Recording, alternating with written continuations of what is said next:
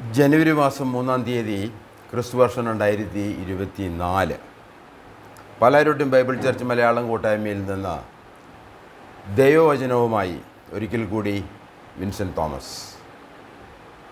അനുഗ്രഹീതമായ പുതുവത്സരം എല്ലാ കേൾവിക്കാർക്കും നേർന്നുകൊണ്ട് ഇന്നത്തെ ക്ലാസ് ആരംഭിക്കുകയാണ്. പ്രാർത്ഥനയോടെ ഇന്നത്തെ സന്ദേശം ആരംഭിക്കാം. പുതുവത്സരത്തിനായി നന്ദി, സ്തുതി, സ്തോത്രം അവിടുത്തേക്ക് അർപ്പിക്കുന്നു. ദൈവത്തെ ദൈവമായി അറിയുവാനും യേശു ക്രിസ്തുവിൽ നൽകിയിരിക്കുന്ന വാഗ്ദത്തങ്ങളും ഉറപ്പും നിത്യമായ പ്രത്യാശയും മനസ്സിലാക്കി വിശ്വസിച്ച് സന്തോഷവും സമാധാനവും പ്രത്യാശയുമുള്ളവരായി ജീവിക്കുവാൻ അവിടുന്ന് തുണയേകണമേ എന്ന് അപേക്ഷിക്കുന്നു. ജീവനും നിലനിൽക്കുന്നതുമായ ദൈവവചന പഠനം വിശ്വസിക്കുവാനും ആശ്രയിക്കുവാനും സഹായിക്കണമേ എന്നും യേശു ക്രിസ്തുവിൻ്റെ നാമത്തിൽ അപേക്ഷിക്കുന്നു. ആമേൻ. ഒരിക്കൽ കൂടി അനുഗ്രഹീതമായ പുതുവത്സരാശംസകൾ നേർന്നുകൊള്ളുന്നു. പുതുവത്സരത്തിൽ ദൈവത്തിൽ നിന്ന് തുടരാം. നിത്യനായ ദൈവം ഏകദേശം 6000 വർഷങ്ങൾക്ക് മുമ്പ് ആകാശവും ഭൂമിയും സൃഷ്ടിച്ചു. സൃഷ്ടി 6 ദിവസം കൊണ്ട് പൂർത്തിയാക്കി. താനുണ്ടാക്കിയതെല്ലാം ദൈവം നോക്കി അത് എത്രയും നല്ലത് എന്ന് കണ്ടു. നമുക്കറിയാം, ഈ ദൈവം സൃഷ്ടിക്കുക മാത്രമല്ല, അതിനെ നോക്കി അത് നല്ലത് എന്ന് കാണുകയും ചെയ്തു. എന്തൊക്കെയാണ് ഈ സൃഷ്ടിയിലെ പ്രധാന വിഷയങ്ങളെന്ന് നമുക്ക് അല്പമായി പരിശോധിക്കാമെന്ന് ഞാൻ വിചാരിക്കുകയാണ്. അതിൽ ഉൽപ്പത്തി പുസ്തകം 1-ാം അധ്യായം അതിന് 4-ാം വാക്യത്തിൽ വെളിച്ചം, 1-ാം ദിവസം വെളിച്ചം ഉണ്ടാക്കി. 2-ാം ദിവസം ഭൂമി സമുദ്രവും അത് വേർപെടുത്തി, അതിനതിരുകൾ ഉണ്ടാക്കി. 12-ാം വാക്യത്തിൽ പുല്ല്, അതതു തരം, വിത്തുള്ള സസ്യങ്ങൾ, വൃക്ഷങ്ങൾ, അതാണ് 3-ാം ദിവസം ഉണ്ടാക്കിയത്. 4-ാം ദിവസം ആകാശവിധാനങ്ങളിൽ വെളിച്ചം ദൈവം സൃഷ്ടിച്ചു. 5-ാം ദിവസം ജലജന്തുക്കൾ, പർവ്വജാതികൾ, അതതു തരം ജീവജന്തുക്കൾ. 6-ാം ദിവസം ഏറ്റവും അത്ഭുതകരമായ ദൈവ സ്വരൂപത്തിലും സാദൃശ്യത്തിലും മനുഷ്യനെ സൃഷ്ടിച്ചു. അവൻ ആണും പെണ്ണുമായി സൃഷ്ടിച്ചു. അതാണ് 6-ാം ദിവസം. അതിനുശേഷം ഈ 6 ദിവസത്തെ സൃഷ്ടി പരിശോധിച്ച് അതിനെക്കുറിച്ച് ദൈവം തന്നെ പറയുന്ന, അതിൻ്റെ സൃഷ്ടിയെ സംബന്ധിച്ച് പറയുന്ന അഭിപ്രായമാണ് ഏറ്റവും നല്ലത് എന്നുള്ളത്. ഇവയിൽ മർമ്മപ്രധാനമായ പ്രധാന ഉപദേശങ്ങൾ ഒരു ക്രിസ്ത്യാനി എന്നുള്ള നിലയിൽ നാം മനസ്സിലാക്കിയിരിക്കേണ്ടതാണ്. എന്തുകൊണ്ടാണ്, എങ്ങനെയാണ്, ഏത് ഉപദേശങ്ങളുടെ അടിസ്ഥാനത്തിലാണ്, ഏത് അധികാരത്തിൻ്റെ കീഴിലാണ് ക്രിസ്ത്യാനികളായിരിക്കുന്നത് മറ്റുള്ള മതങ്ങളിൽ നിന്ന് വിഭിന്നമായിരിക്കുന്നത് എന്നതിൻ്റെ കാരണം നാം മനസ്സിലാക്കിയേണ്ട ആവശ്യമാണ്. ആദ്യമായി ദൈവം സ്രഷ്ടാവാകുന്നു. രണ്ടാമത് നമുക്ക് ദൈവത്തിൻ്റെ സൃഷ്ടിയിൽ ഒരു ക്രമം കാണാം, ഓർഡർ ഓഫ് ക്രിയേഷൻ. അത് ദൈവം തൻ്റെ മുന്നറിവിലും തൻ്റെ തീരുമാനങ്ങളിലും ഉറച്ച് ദൈവം ചെയ്ത കാര്യങ്ങളാണ്. അത് അതേപടി നിലനിർത്തുക എന്നുള്ളത് ദൈവത്തിൻ്റെ ഉത്തരവാദിത്തമാണ്. അത് അനുസരിച്ച് മുന്നോട്ട് പോകുക എന്നുള്ളത് മനുഷ്യനെ സംബന്ധിച്ച് നമ്മുടെ ഉത്തരവാദിത്തമാണ്. അതുമാത്രമല്ല, മൂന്നാമതായി ദൈവം സൃഷ്ടിച്ച കാര്യങ്ങൾക്ക് പേരിടുക എന്നുള്ളത് വളരെ മർമ്മപ്രധാനമായ ഒരു വിഷയം തന്നെയാണ്. ദൈവമാണ് ഇതുകൾക്ക് വെളിച്ചമെന്ന് വിളിച്ചതും ദിവസത്തെ ദിവസമെന്ന് വിളിച്ചതും ഇരുട്ടിനെ ഇരുട്ട് എന്ന് വിളിച്ചതും ദൈവം ആണ് എന്ന് നാം ഓർത്തിരിക്കേണ്ടത് ആവശ്യമാണ്. അതുമാത്രമല്ല, ദൈവം വേർപിരിവുകളുണ്ടാക്കി. വേർതിരിവ് എന്നെല്ലാം പരിഭാഷപ്പെടുത്തിയിട്ടുണ്ട്. വെളിച്ചവും ഇരുളും തമ്മിൽ വേർപെടുത്തുന്നു, ദിവസവും രാത്രിയും വേർപെടുത്തുന്നു. അങ്ങനെ ഒരുപാട് വേർപിരിവുകൾ ദൈവം ഉണ്ടാക്കിയിട്ടുണ്ട്. അതുപോലെ നാം വായിച്ചതുപോലെ തരമായിയാണ് ദൈവം സൃഷ്ടിച്ചത്. തരമായിട്ട്, ഇൻ കൈൻഡ്. അത് വളരെ പ്രധാനപ്പെട്ട ഒരു വിഷയം തന്നെയാണ്. അതുമാത്രമല്ല ദൈവസ്വരൂപത്തിലും സാദൃശ്യത്തിലും മനുഷ്യനെ സൃഷ്ടിച്ചു, ആണും പെണ്ണുമായി സൃഷ്ടിച്ചു. എല്ലാം നല്ലത്. ഒന്നാം ദിവസം നമ്മൾ ഒന്നുകൂടി പരിശോധിച്ച് കഴിഞ്ഞാൽ വെളിച്ചം, ഇരുൾ ഇവയെ ദൈവം വേർപെടുത്തുകയാണ്, വെളിച്ചത്താൽ വേർപെടുത്തുകയാണ്. അതുപോലെ തന്നെ നാലാം ദിവസം ഭൂമിയിൽ രാവും പകലും. 1-ാം അധ്യായത്തിൻ്റെ 17-ാം വാക്യത്തിൽ നാം ഇതെല്ലാം പഠിക്കുന്നതിൻ്റെ ഉദ്ദേശം ഈ പുതുവത്സരാരംഭത്തിൽ നല്ല ആരംഭമായിരിക്കും ദൈവത്തിലും തുടങ്ങുന്നത്, ദൈവത്തിൻ്റെ സൃഷ്ടിയിലും തുടങ്ങുന്നത്. സൃഷ്ടിയിൽ ജയം ചെയ്ത കാര്യങ്ങളെക്കുറിച്ച് നാം മനസ്സിലാക്കുമ്പോൾ നമ്മുടെ ക്രിസ്തീയ ജീവിതം നമ്മുടെ പുതുവത്സരത്തിലേക്ക് കടക്കുമ്പോൾ അത് അനുഗ്രഹീതമായിരിക്കുമെന്നുള്ളതിന് ഒരു സംശയവും ഇല്ല. അതുമാത്രമല്ല, 2-ാം ദിവസം ദൈവം വിധാനമുണ്ടാക്കുകയും അതിന് താഴെയുള്ള ജലത്തെ മുകളിലുള്ള ജലത്തിൽ നിന്ന് വേർതിരിക്കുകയും ചെയ്തു. ഒരു വേർതിരിവ്, അതിൻ്റെ അതിരുകൾ തീരുമാനിച്ച് ഒരു വേർതിരിവ്, അത് ദൈവത്തിൻ്റെ പദ്ധതിയിൽപ്പെട്ട, അതിൻ്റെ ഓർഡറിൽപ്പെട്ട, ക്രമത്തിൽപ്പെട്ട ഒരു കാര്യമാണ് എന്ന് നാം ഓർത്തിരിക്കേണ്ടത് ആവശ്യമാണ്. 4-ാം ദിവസം വേർപിരിക്കാൻ ആകാശവിധാനത്തിൻ്റെ വെളിച്ചങ്ങളെ ഉണ്ടാക്കി. സൂര്യൻ, നക്ഷത്രങ്ങൾ, അതുപോലെ തന്നെ ചന്ദ്രൻ, അതിനെ സംബന്ധിച്ച ഉദ്ദേശവും ദൈവം എഴുതിയിട്ടുണ്ട്. വെളിച്ചങ്ങൾ കാലം, ദിവസം, സംവത്സരം തിരിച്ചറിയാൻ ആകാശവിധാനത്തിൽ ദൈവം വെളിച്ചമുണ്ടാക്കി. അത് 4-ാം ദിവസമാണ് ചെയ്തത്. അതുപോലെ തന്നെ ദൈവം തരം തരമായി സൃഷ്ടിച്ചു. ദൈവ സ്വരൂപത്തിൽ സാദൃശ്യത്തിൽ മനുഷ്യനെ സൃഷ്ടിച്ചു, ആണും പെണ്ണുമായി സൃഷ്ടിച്ചു. എല്ലാം നല്ലതെന്ന് കണ്ടു. അത് ഒരേ കാര്യം തന്നെയാണ് ഞാൻ പറയുന്നതെങ്കിലും അതിൻ്റെ ഗാംഭീര്യം നിങ്ങൾ മനസ്സിലാക്കണം എന്ന് ഞാൻ ആഗ്രഹിക്കുകയാണ്. ദൈവം സൃഷ്ടിക്കുക മാത്രമല്ല, അതൊരു ക്രമമായിട്ട് ദൈവത്തിൻ്റെ ഉദ്ദേശ രീതിയിലാണ് അവ ക്രമീകരിക്കപ്പെട്ടിരിക്കുന്നതെന്ന് നാം മനസ്സിലാക്കേണ്ടത് ആവശ്യമാണ്. പുതുവത്സരത്തിൽ സ്രഷ്ടാവിൻ്റെ മാതൃകയും തരം തിരിവും വേർപിരിക്കലും മനസ്സിലാക്കി പുതിയതായി നമുക്ക് ആരംഭം കുറിക്കാം. എനിക്കും നിങ്ങൾക്കും ആരംഭം കുറിക്കാം. ഇതാണ് നമ്മുടെ ഇന്നത്തെ സന്ദേശത്തിൻ്റെ കാതലായ ഭാഗം. എന്നാൽ ലോകവും മതങ്ങളും തികച്ചും വ്യത്യസ്തമാണ്. അവയെല്ലാം മനുഷ്യൻ്റെ ആലോചനയിൽ നിന്നുള്ള നിരൂപണങ്ങൾ മാത്രമാണ്. ഇത് ഞാൻ പറയുന്നില്ല, റോമല 1-ാം അധ്യായം നമ്മൾ പലവട്ടം വായിച്ചിട്ടുള്ളതാണ്. അത് നിങ്ങൾ വായിച്ചു നോക്കുക. മനുഷ്യൻ്റെ നിരൂപണങ്ങൾ മാത്രമാണ് ഇന്ന് മതങ്ങളിൽ നാം കാണുന്നതെന്ന് ഓർക്കുക. എന്നാൽ ബൈബിളിലെ ദൈവത്തിലും സൃഷ്ടാവ് എന്നും അവൻ ഈ പ്രകാരമുള്ള ഒരു ക്രമം ഉണ്ട് എന്നും ആ ദൈവമാണ് സാക്ഷാൽ ദൈവം, ആ സാക്ഷാൽ ദൈവത്തിലാണ് നാം വിശ്വസിക്കുന്നതെന്ന് നാം അറിഞ്ഞിരിക്കേണ്ടത് ആവശ്യമാണ്. അങ്ങനെ ഒന്നാമതായി ദൈവം സൃഷ്ടാവാകുന്നു. രണ്ടാമതായി സൃഷ്ടിയിൽ ക്രമം, രീതി, മാതൃക, ദൈവം കാണിച്ച മാതൃക നമുക്കുണ്ട്. മൂന്നാമതായി സൃഷ്ടിയിലെ പൂർണ്ണത. ദൈവം സൃഷ്ടിക്കുക മാത്രമല്ല, അതിനൊരു ക്രമത്തിൽ സൃഷ്ടിച്ചു എന്ന് മാത്രമല്ല, അതിനൊരു പൂർണ്ണത, ഒരു പരിപൂർണതയുണ്ട്.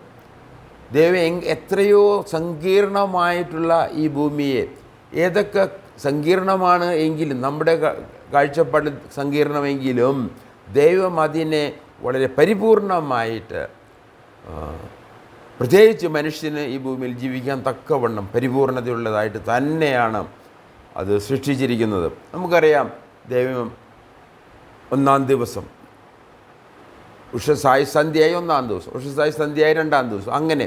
അപ്പോൾ ഇതിലൊരു ഒരു ഒരു ഒരു റൊട്ടേഷൻ ദൈവം അത് നൽകിയാണ്. അത് നമുക്കറിയാം. അത് 24 മണിക്കൂറും അല്പം, ഈ വർഷം ലീപ്പ് ഇയറാണ്, അപ്പോൾ ഒരു 366 ദിവസമുണ്ട്. അപ്പം അങ്ങനെ ദൈവം ഈ കാര്യങ്ങളെ വളരെ സങ്കീർണമായിട്ട് ആണ് ചെയ്തിരിക്കുന്നത്. സൂര്യനും തമ്മിലുള്ള വ്യത്യാസം, അതിൻ്റെ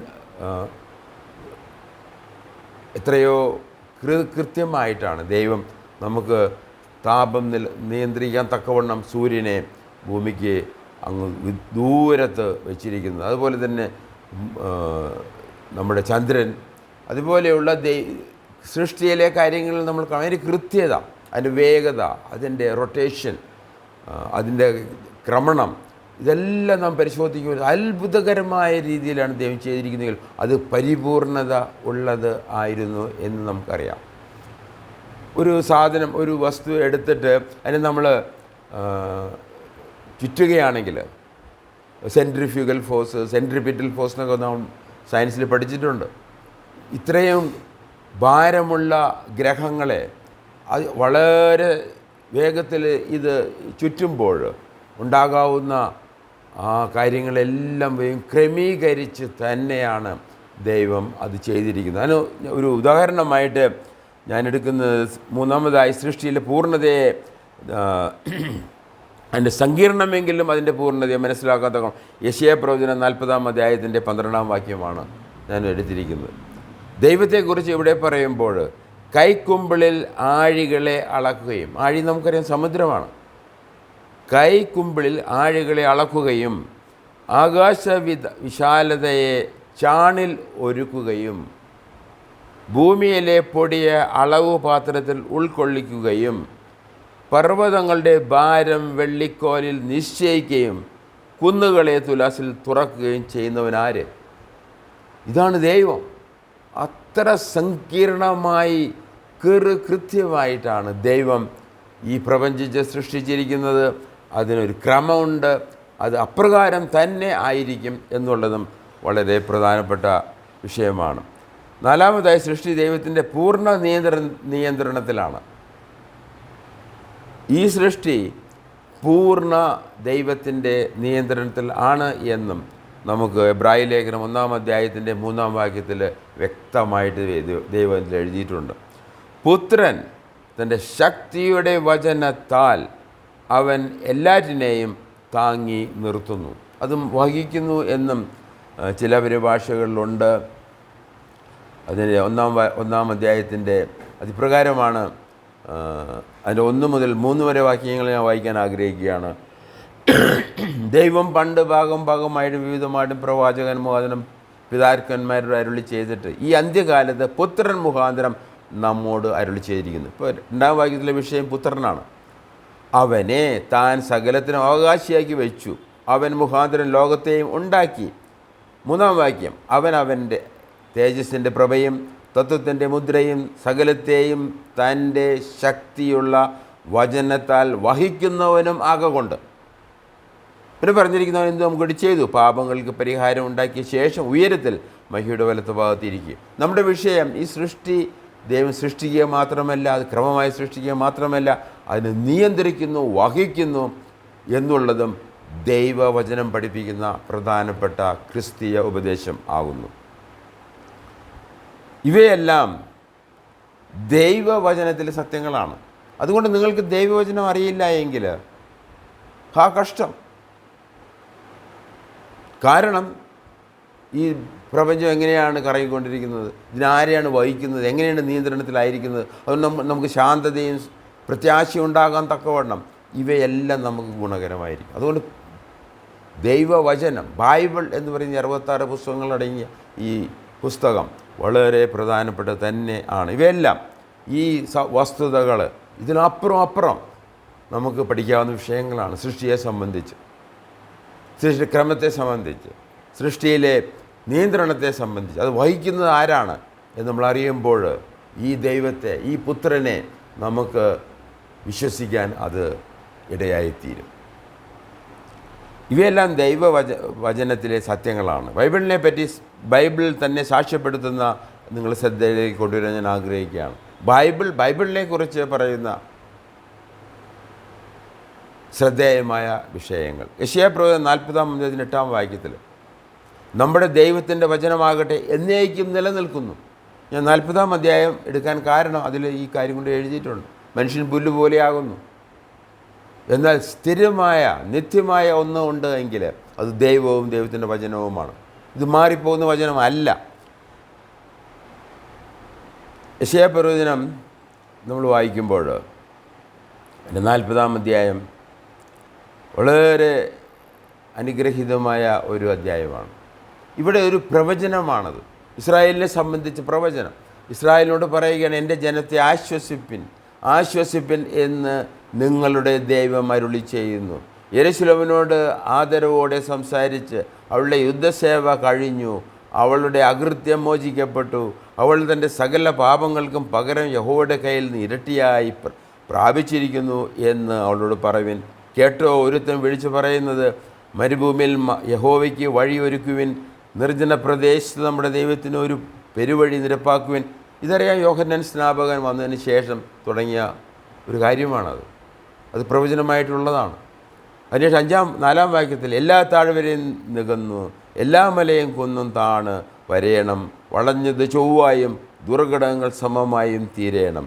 യഹോവയുടെ മഹത്വം വെളിപ്പെടും, സകല ജഡം ഒരുപോലെ അതിനെ കാണും, യഹോവയല്ലോ അരുളി ചെയ്തിരിക്കുന്നത്.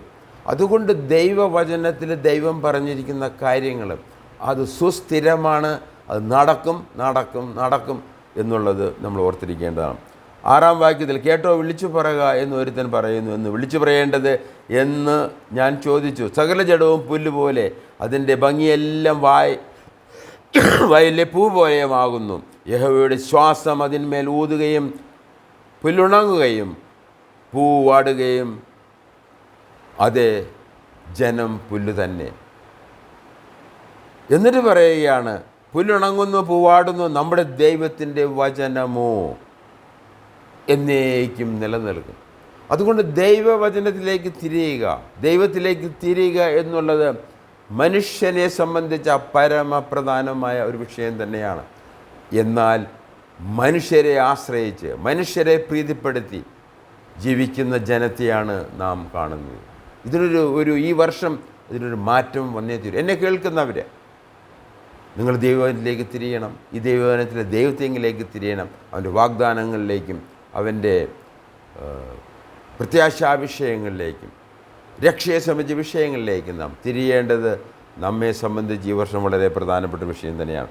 മത്തായിയുടെ സുവിശേഷം അതിൻ്റെ 5-ാം അധ്യായത്തിൻ്റെ 18-ാം വാക്യം നമുക്കൊന്ന് വായിക്കാം. ഇത് ദൈവവചനത്തെ സംബന്ധിച്ച് ബൈബിൾ തന്നെ പറയുന്ന ബൈബിളിൻ്റെ സാക്ഷ്യമാണ്. അതിൻ്റെ 5-ാം അധ്യായത്തിൻ്റെ 18-ാം വാക്യം,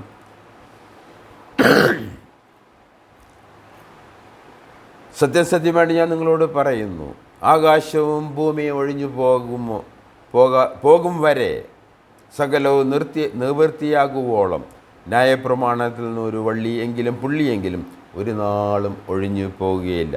ലൂക്കോസിൻ്റെ സുവിശേഷം 21-ാം അധ്യായത്തിൻ്റെ 31-ാം വാക്യം, അതും ബൈബിളിനെ കുറിച്ച് പറയുന്ന ഒരു സാക്ഷ്യമാണ്. അതിൻ്റെ 33-ാം വാക്യത്തിൽ, ആകാശവും ഭൂമിയും ഒഴിഞ്ഞു പോകും, എൻ്റെ വചനങ്ങളോ ഒഴിഞ്ഞു പോകുകയില്ല. സുസ്ഥിരമായിരിക്കുന്ന ഒന്ന് ഉണ്ട് എങ്കിൽ അത് ദൈവവും ദൈവത്തിൻ്റെ വചനവുമാണ്. നമുക്ക് കൂടിച്ചേർക്കാവുന്ന ഒന്ന്, അതിൽ വിശ്വസിക്കുന്ന നാം. ഈ ദൈവത്തിലും ഈ വചനത്തിലും നാം വിശ്വസിക്കുമ്പോൾ അതിൽ പറഞ്ഞിരിക്കുന്ന വാഗ്ദാനങ്ങൾ നമുക്ക് ലഭിക്കും. അതാണ് ഈ സുവിശേഷ വേലയുടെ പ്രധാനപ്പെട്ട കാര്യം. അല്ലെങ്കിൽ കിട്ടത്തില്ല, ഒരിക്കലും കിട്ടത്തില്ല. ഇത് എഴുതിയിരിക്കുന്നതുകൊണ്ട് അത് കിട്ടാൻ പോകുന്നില്ല. അത് വിശ്വസിക്കുന്നവർക്ക് മാത്രമാണ് അത് ലഭിക്കാൻ പോകുന്നത്. അതുപോലെ 1 പത്രോസ് 1-ാം അധ്യായത്തിൻ്റെ 23-ാം വാക്യവും കൂടി വായിക്കാൻ ആഗ്രഹിക്കുകയാണ്. 1 പത്രോസിൻ്റെ ലേഖനം 1-ാം അധ്യായത്തിൻ്റെ 23-ാം വാക്യം, വീണ്ടും ജനനത്തെക്കുറിച്ച് ഇവിടെ പറയുകയാണ് പത്രോസ് അപ്പസ്തോലൻ. കെടുന്ന ബീജത്താലല്ല, കെടാത്തതിനാലും ജീവനുള്ളതും നിലനിൽക്കുന്നതുമായ ദൈവവചനത്താൽ തന്നെ നിങ്ങൾ വീണ്ടും ജനിച്ചിരിക്കുന്നു. നമ്മുടെ പ്രവൃത്തി കൊണ്ടല്ല, നമ്മൾ ചെയ്യുന്ന സൽപ്രവൃത്തികൾ കൊണ്ടല്ല നാം വീണ്ടും ജനിക്കുന്നത്. ദൈവവചനത്തിലുള്ള വിശ്വാസത്താലാണ്. അത് ദൈവവചനം പ്രധാനപ്പെട്ടതാണ്, നിങ്ങൾ ഓർപ്പിക്കാൻ ഞാൻ ആഗ്രഹിക്കുകയാണ്. ഇവിടെ ദൈവവചനത്തെക്കുറിച്ച് പറഞ്ഞിരിക്കുന്നത് അത് കെടാത്തതും ജീവനുള്ളതും നിലനിൽക്കുന്നതുമായ ഒന്നാണ്. ബൈബിളിനെ ഒരിക്കലും മാറ്റി നിർത്താൻ സാധ്യമല്ല, അത് നശിപ്പിക്കാൻ സാധ്യമല്ല എന്നുള്ളത് നാം ഓർത്തിരിക്കേണ്ട വിഷയം. എബ്രായർ ലേഖനം 4-ാം അധ്യായത്തിൻ്റെ 12-ാം വാക്യത്തെ സംബന്ധിച്ച് നമുക്ക് വിശ്വാസയോഗ്യമായ ഒരു വചനമാണ്. അതിൻ്റെ 4-ാം അധ്യായത്തിൻ്റെ 12-ാം വാക്യം ഞാൻ നിങ്ങൾക്ക് വേണ്ടി വായിക്കുകയാണ്. ദൈവത്തിൻ്റെ വചനം ജീവനും ചൈതന്യമുള്ളതായി, ഇരുവാൽ തലയുള്ള ഏത് വാളിനേക്കാളും മൂർച്ചയേറിയത്, പ്രാണനെയും ആത്മാവിനെയും സദ്യമജ്ജകളെയും വേർവിടുവിക്കും വരെ തുളച്ചു ചെല്ലുന്നതും ഹൃദയത്തിലെ ചിന്തനങ്ങളെയും ഭാവങ്ങളെയും വിവേചിക്കുന്നതുമാകുന്നു. ജീവനും ചൈതന്യവും ഉള്ള ദൈവം. ഞങ്ങളുടെ പാലാരിവട്ടം ബൈബിൾ ചർച്ചിൻ്റെ എംബ്ലത്തിൽ നമ്മൾ എഴുതിയിരിക്കുന്ന ഇത് 2 പ്രധാനപ്പെട്ട, the word of God is alive and powerful. അതാണ് ഞങ്ങളുടെ എംബ്ലത്തിൽ ഞങ്ങൾ എഴുതിയിരിക്കുന്നത്. The word of God alive and powerful. അങ്ങനെ ദൈവവചനം സൃഷ്ടാവിനെക്കുറിച്ചും സൃഷ്ടിയെക്കുറിച്ചും അതിൻ്റെ പരിപൂർണതയെക്കുറിച്ചും മാത്രമല്ല, ഈ ബൈബിളിനെ കുറിച്ച് തന്നെ പ്രതിപാദിക്കുന്നുണ്ട്. അതുകൊണ്ട് ഈ വർഷം നമ്മൾ ബൈബിളിൻ്റെ പരമപ്രാധാന്യം നാം മനസ്സിലാക്കണം, അതിലേക്ക് നാം തിരിയണം എന്നുള്ളത് ഞാൻ നിങ്ങളെ ഓർപ്പിക്കാൻ ആഗ്രഹിക്കുകയാണ്. ബൈബിളിലെ വാഗ്ദത്തങ്ങൾ നോക്കുക. ഈ പുസ്തകത്തിൽ എഴുതിയിരിക്കുന്ന വാഗ്ദാനങ്ങൾ, അത് ഒരുപാട് വാഗ്ദാനങ്ങൾ ഇന്ന് പൂർത്തീകരിക്കപ്പെട്ടിരിക്കുകയാണ്. തൻ്റെ പുത്രനിൽ പൂർത്തീകരിക്കപ്പെട്ടിരിക്കുക. ഇനി ഒരുപാട് കാര്യങ്ങൾ, വാഗ്ദാനങ്ങൾ ഭാവിയിൽ അത് നിവൃത്തിയാകേണ്ടിയിരിക്കുന്നു. ദൈവത്തിൻ്റെ പുസ്തകം അത്ര ഗാംഭീര്യമുള്ള ഒരു പുസ്തകമാണ് നിങ്ങളെ ഓർപ്പിക്കുകയാണ്. കർത്താവായ യേശു ക്രിസ്തുവിൽ വിശ്വസിക്കാൻ നീ നിൻ്റെ കുടുംബവും രക്ഷിക്കപ്പെടും. പാപക്ഷമ, നിത്യരക്ഷ, നിത്യജീവൻ, ഈ കാര്യങ്ങളെല്ലാം വാഗ്ദാനമായിട്ട് ദൈവം നൽകിയിരിക്കുക. എന്നാൽ അതെല്ലാം ദൈവം തീരുമാനിച്ചിരിക്കുന്നത്, ദൈവം അത് ഉറപ്പിച്ചിരിക്കുന്നത് തൻ്റെ പുത്രനിലാണ്. ആ പുത്രനിൽ വിശ്വസിച്ചാണ് ഇതെല്ലാം ലഭിക്കേണ്ടതെന്നും ഞാൻ നിങ്ങളെ ഓർപ്പിക്കാൻ ആഗ്രഹിക്കുന്നു. പുത്രനെ വിശ്വസിക്കുന്ന നിത്യജീവനുണ്ട്. യോഹന്നാന്റെ സുവിശേഷം 3-ാം അധ്യായത്തിൻ്റെ 36-ാം വാക്യം. ഇതൊരു വലിയ വാഗ്ദത്തമാണ്. ജീവൻ, നിത്യജീവൻ ലഭിക്കുക, വീണ്ടും ജനിക്കുക, പാപക്ഷമ ലഭിക്കുക, നിത്യമായ ഉറപ്പ് ലഭിക്കുക എന്നുള്ളത് നമ്മുടെ ക്രിസ്തീയ ജീവിതത്തിന്, നമ്മുടെ ജീവിതത്തിന് പരമപ്രധാനമായ വിഷയങ്ങളാണ്. അതുപോലെ തന്നെ പ്രാർത്ഥനാ ജീവിതം, പ്രാർത്ഥിക്കുവാനും ഉത്തരം ലഭിക്കാനും ദൈവമായ യേശു ക്രിസ്തുവിൽ ബന്ധം ആവശ്യമാണ്. മനുഷ്യരെഴുതി തന്ന ജൽപ്പനങ്ങൾ പ്രാർത്ഥനയല്ല, അത് മനുഷ്യരെഴുതി തന്നതാണ്. ഒരു സംഘടന എഴുതി തരുന്ന ഒരു സംഘടന എഴുതി തരുന്ന പ്രാർത്ഥന, അത് ചൊല്ലുന്നത് കൊണ്ട് ദൈവമായിട്ട് ബന്ധമോ അതിന് ഉത്തരമോ ലഭിക്കുകയില്ല. കാരണം എന്താണ്? ദൈവമാണ് ഇതിന് ഉത്തരം നൽകേണ്ടത്. ദൈവം അതിനോടൊരു പുരുഷനെ തീരുമാനിച്ചിട്ടുണ്ട്, അത് കർത്താവ് യേശു ക്രിസ്തുവാണ്. അവനിലൂടെ മാത്രമേ ദൈവമായിട്ട് ബന്ധപ്പെടാൻ സാധിക്കുകയുള്ളൂ എന്ന് നിങ്ങളെ ഓർപ്പിക്കുന്നു. മനുഷ്യരെഴുതി തന്ന ജൽപ്പനങ്ങൾ പ്രാർത്ഥനയല്ല. എന്നാൽ നോക്കൂ, ഫിലിപ്പിയ ലേഖനം 4-ാം അധ്യായത്തിൻ്റെ 6 തൊട്ട് 7 വരെയുള്ള വാക്യങ്ങൾ നമ്മൾ വായിക്കുമ്പോൾ, ഫിലിപ്പിയ ലേഖനം അതിൻ്റെ 4-ാം അധ്യായം 6 മുതൽ 7 വരെയുള്ള വാക്യങ്ങൾ, ഒന്നിനെക്കുറിച്ചും വിചാരപ്പെടരുത്. എല്ലാറ്റിലും പ്രാർത്ഥനയാലും അപേക്ഷയാലും നിങ്ങളുടെ ആവശ്യങ്ങൾ സ്തോത്രത്തോടു കൂടെ ദൈവത്തോട് അറിയിക്കത്രേ വേണ്ടത്. വെറും പുസ്തകങ്ങൾ വായിക്കുന്നതല്ല പ്രാർത്ഥന. ഇതിനൊരു മാർഗം, ഒരു രീതി, ഒരു പ്രോട്ടോക്കോൾ ദൈവം തീരുമാനിച്ചിട്ടുണ്ട്. അതില്ലാതെ ഒരു പ്രാർത്ഥനയും അത് ദൈവം കേൾക്കുകയില്ല. എന്നിട്ട് അതിൻ്റെ 7-ാം വാക്യത്തിൽ എന്നാൽ സകല ബുദ്ധിയെയും കവിയുന്ന ദൈവസമാധാനം നിങ്ങളുടെ ഹൃദയങ്ങളെയും നിലവുകളെയും യേശു ക്രിസ്തുവെങ്കിൽ കാക്കും. അപ്പോൾ യേശു ക്രിസ്തു ഒരു വ്യക്തി കൂടാതെ നമുക്ക് ഒരു ദൈവസമാധാനം ലഭിക്കുവാൻ നമുക്ക് അസാധ്യമാണ്. ഇന്നത്തെ ഈ ദുഷ്ടലോകത്തിൽ, ദുഷ്ടത പെരുകി വരുന്ന ഈ കാലഘട്ടത്തിൽ, ദുഷ്ടതയാണ് സാധാരണയെന്ന് മനസ്സിലാക്കുന്ന ഈ കാലഘട്ടത്തിൽ ദൈവസമാധാനം ലഭിക്കാൻ തക്കവണ്ണം ദൈവമായിട്ട് ബന്ധപ്പെട്ട് യേശു ക്രിസ്തു വഴി പ്രാർത്ഥനാ ജീവിതം നമുക്ക് ഉറപ്പും ധൈര്യവും നൽകും എന്നുള്ളത് യാതൊരു സംശയമില്ല. അതുപോലെ ദൈവത്തിൻ്റെ വിശ്വസ്തത, ദൈവം വിശ്വസ്തനാണ്. 1 കൊരിന്ത്യർ അതിൻ്റെ 10-ാം അധ്യായത്തിൻ്റെ 13-ാം വാക്യം വായിക്കാൻ ആഗ്രഹിക്കുകയാണ്. മനുഷ്യർക്ക് നടപ്പല്ലാത്ത പരീക്ഷ നിങ്ങൾക്ക് നേരിട്ടിട്ടില്ല. ദൈവം വിശ്വസ്തൻ. നിങ്ങൾക്ക് കഴിയുന്നതിന് മീതെ പരീക്ഷ നേരിടുവാൻ സമ്മതിക്കാതെ നിങ്ങൾക്ക് സഹിപ്പാൻ കഴിയേണ്ടതിന് പരീക്ഷയോട് കൂടെ അവൻ പോക്കുവഴിയും ഉണ്ടാക്കും. ഇത് കൊരിന്ത്യയിലെ വിശ്വാസികളോട് പറയുന്ന ഒരു ഉപദേശമാണ്, ഒരു വാഗ്ദാനമാണ്. ദൈവം വിശ്വസ്തനാണ്, നമ്മുടെ കാര്യങ്ങളിൽ താല്പര്യമുള്ളവനാണ്. തൻ്റെ പുത്രനെ അയച്ച് നമ്മളെ സ്നേഹിച്ച പരിശുദ്ധനായ ദൈവമാണ്. അതുകൊണ്ട് നമ്മുടെ കാര്യങ്ങളിൽ അവൻ തീർച്ചയായിട്ടും ഇടപെട്ട് നമ്മളെ അനുഗ്രഹിക്കും. അതുമാത്രമല്ല, നിത്യമായ പ്രത്യാശ നൽകിയിരിക്കുകയാണ്. യോഹന്നാന്റെ സുവിശേഷം 14-ാം അധ്യായത്തിൽ കർത്താവായ യേശു ക്രിസ്തു തന്നെ പ്രകാരം പറഞ്ഞു, ഒരു നിത്യമായ പ്രത്യാശ. അതിൻ്റെ 14-ാം വാക്യത്തിൽ 14-ാം അധ്യായം 1 മുതൽ 3 വരെ വായിക്കാൻ ആഗ്രഹിക്കുകയാണ്. നിങ്ങളുടെ ഹൃദയം കലങ്ങിപ്പോകരുത്, ദൈവത്തിൽ വിശ്വസിപ്പിൻ, എന്നിലും വിശ്വസിപ്പിൻ. എൻ്റെ പിതാവിൻ്റെ ഭവനത്തിൽ അനേകം വാസസ്ഥലങ്ങളുണ്ട്. ഇല്ലെങ്കിൽ ഞാൻ നിങ്ങളോട് പറയുമായിരുന്നു. ഞാൻ നിങ്ങൾക്ക് സ്ഥലം ഒരുക്കുവാൻ പോകുന്നു.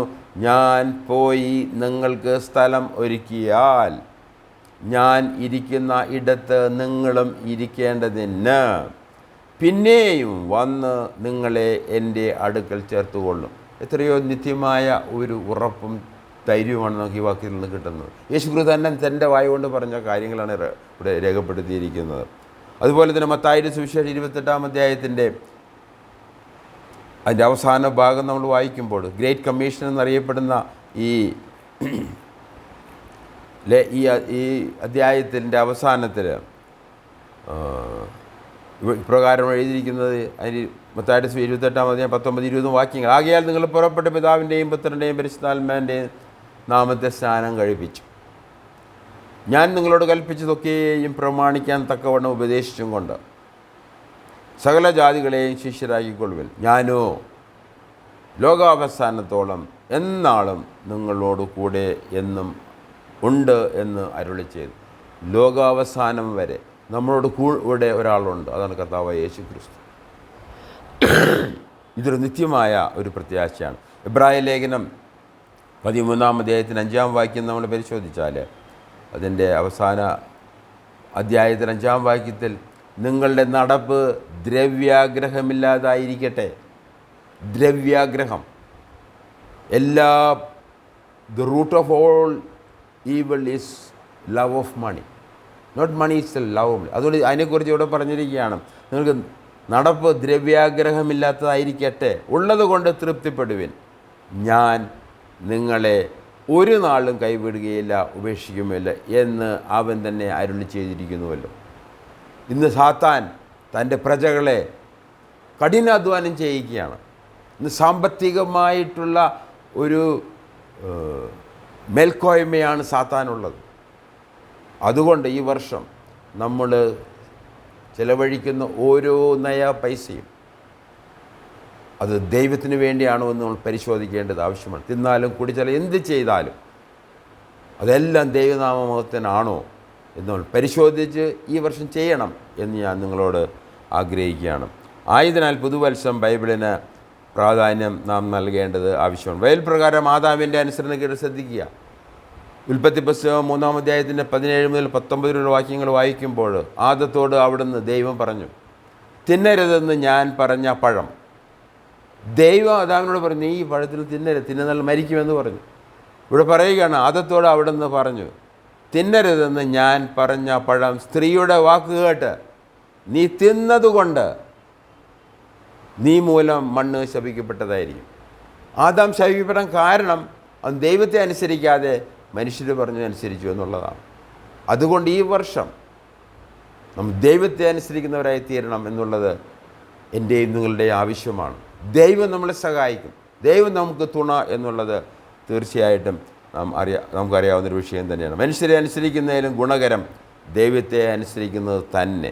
ആയതിനാൽ പുതുവത്സരത്തിൽ ദൈവത്തെ അനുസരിക്കാൻ, ദൈവത്തിൽ വിശ്വസിക്കാൻ, ദൈവത്തിൽ ആശ്രയിക്കാൻ ദൈവം നമ്മളെ സഹായിക്കട്ടെ. അങ്ങനെ പുതുവത്സരത്തിൽ നാം സ്രഷ്ടാവ്, അത്ഭുതകരമായ സൃഷ്ടി, പൂർണ്ണതയുള്ള സൃഷ്ടി ദൈവത്തിൻ്റെ നിയന്ത്രണത്തിലാകുന്നു എന്നെല്ലാം പഠിച്ചു.